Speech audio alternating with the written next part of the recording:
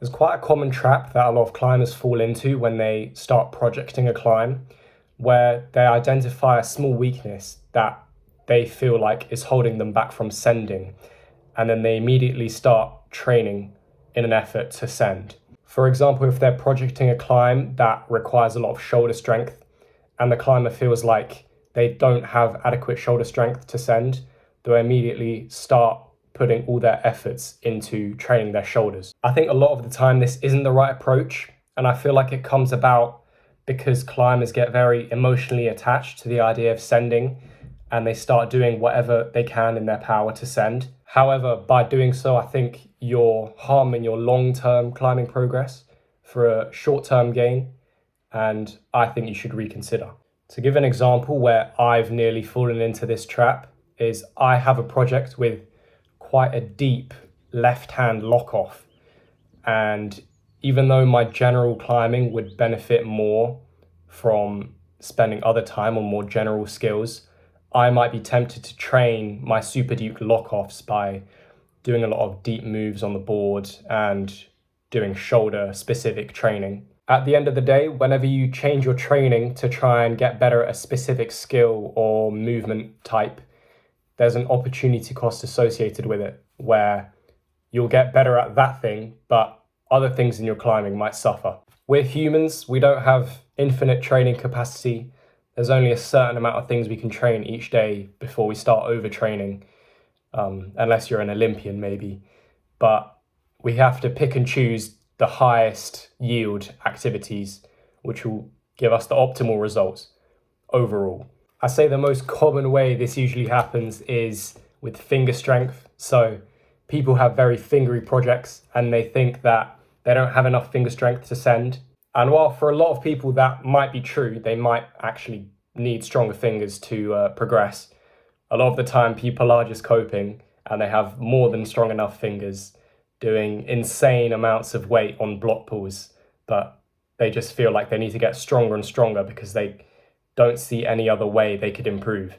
Or that training that you do won't transfer fast enough to see a difference on a project that isn't really long term, like multiple seasons spanning. Generally, I think hangboarding doesn't transfer quite as well as some people think, and it takes a lot of time to actually have an impact on your climbing. And so for a 5 to 10 session project, like a lot of people do, won't actually have an impact. In general, I think people who might be susceptible to this trap might get into the habit of just adding more and more things into their training whenever they see a weakness. So, for example, they see a project with a heel hook, instantly start training their hamstrings and their calves. They see a project with super pockety moves, start training pockets on a hangboard, so on and so forth. In general, I think it's much better to, where you can, remove things from your training rather than add things, because in that way you make your training a lot more focused.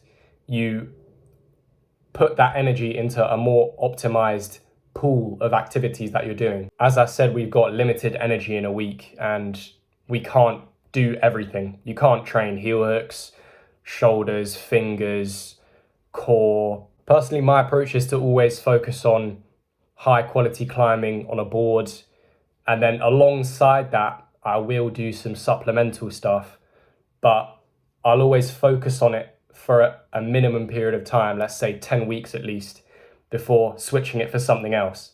And I'll always try and be very objective in my assessment of whether or not I actually need that supplemental training. If you do find a weakness, which actually applies to a large area of your climbing, something that comes up on a lot of projects that you want to do now and in the future, then 100% you should train it. The problem arises when you start training a skill that is used only in one project, let's say, and you don't really use elsewhere in your climbing. However, if there's a climb that means a lot to you for whatever specific reason you might have, then it's definitely worth training for and sacrificing other climbs in the process if that is truly what you want to do. The important thing is to step back and try and objectively assess what you want in your climbing, long term and short term, and not be emotionally attached to the result.